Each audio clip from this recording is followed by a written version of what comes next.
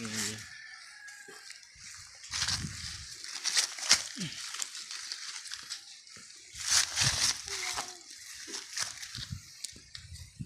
Ano yung titarden? Sino na ang titarden? Yan.